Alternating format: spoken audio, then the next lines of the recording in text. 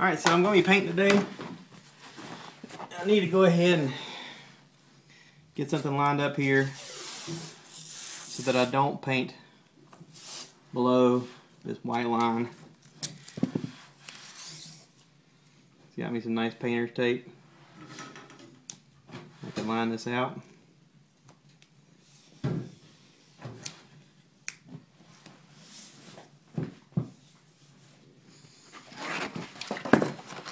And I got an old piece of poster board.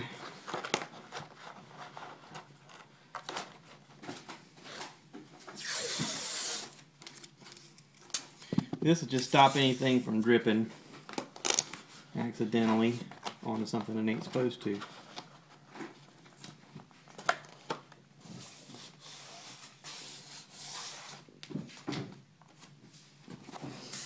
We wiped down the area, and now we're going to go mix up some paint and get it ready to go.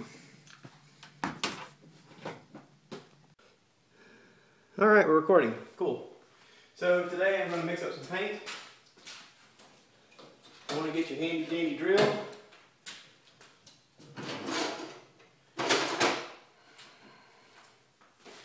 And I've got a special paint stirring attachment for my drill. I got some cardboard down so if I splash any paint out, it won't go on my concrete. Now this is the paint they painted our walls with in our house. And I know a lot of folks are funny about using old paint. I'm not like a lot of folks though. I don't care. It looks fine. Now, I'm going to have you an old rag around. I got plenty of them, just in case you get some on your thumb like I just did.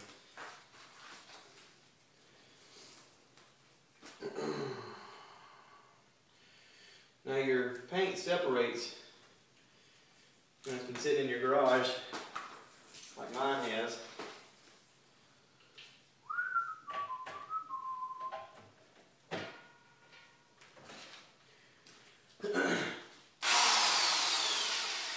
Alright. Put this baby in here. If you don't have one of these, I highly recommend it.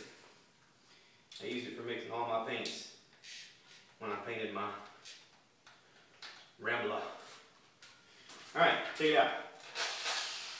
Alright, one of the things you want to make sure you do is when you put it in, don't start off on the fastest way it turns because it'll splash right out and get all over you. But you can speed up a little bit at a time.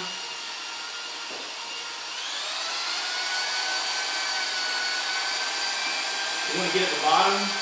A lot of stuff gets sedimentary, and then slowly work around inside of your can toward the top, so that everything gets mixed up really well from top to bottom. I'll move it up and down.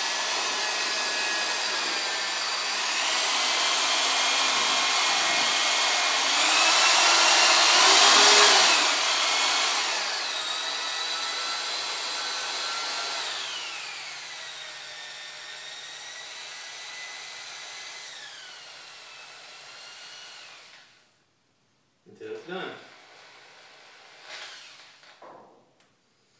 There. We're good and mixed up. Now you just need to pour yourself some paint that you want to start painting with. Oh look, I only got one left.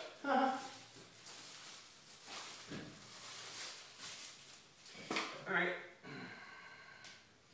I'm just going to use this to paint with.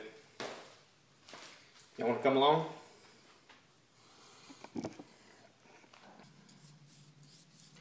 I smooth this out so that it's nice and flat. And you can tell it's nice and flat by running your hand over it. And any high spots you got, you just sand down.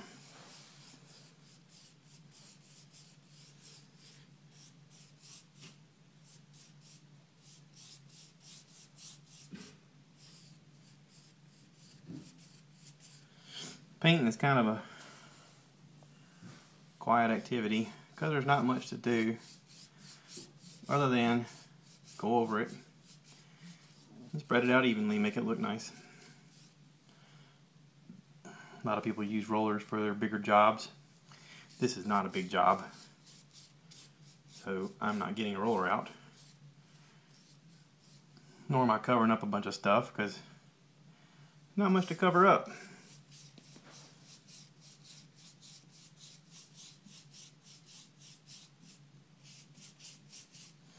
What I'm basically doing is just covering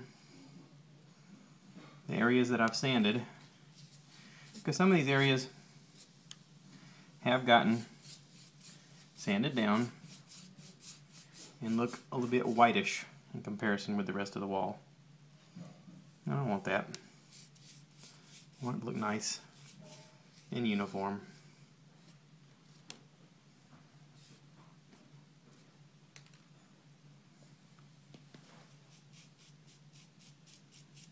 Because I got my painter's tape down here, I can do a nice line here. And then when I pull that painter's tape off later, it'll look nice and uniform and pretty. Folks will walk in and go, "Wow, I can't even tell that you've done anything."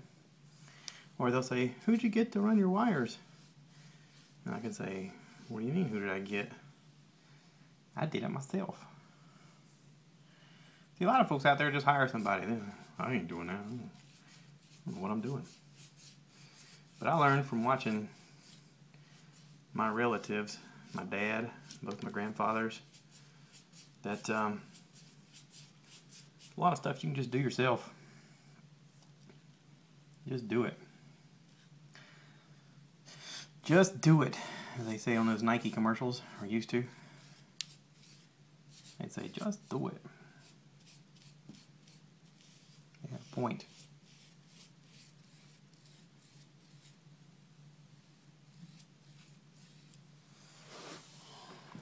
That already looks a lot better. Now I gotta paint up here. I know. A lot of y'all are watching this thinking, well, this is about as entertaining as watching paint dry. Which is ironic, because that's basically what we're doing. Right? Watching paint dry.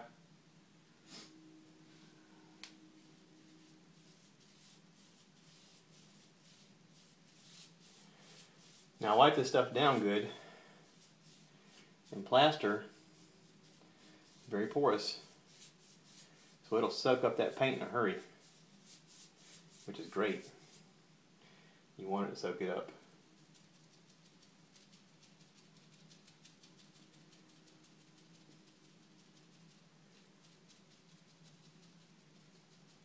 And a lot of folks like using a hairbrush.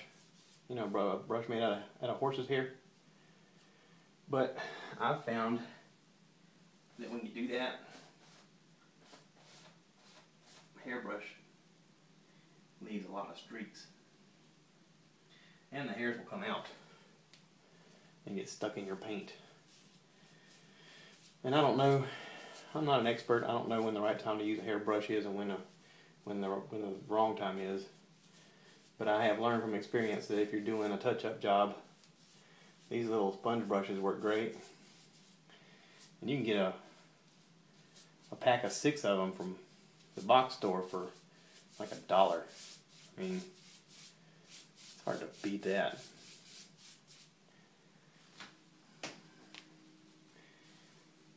See, that's pretty thick on there right now. But when that dries, I can come back in here. If it dries a little more, I can come back in here and just feather it out a bit. And that'll look a lot more uniform. Right now that's just the first coat covering the plaster. So anyway, let me cut this off and paint some more, and I'll show you what it looks like when we're done. Okay? Thanks.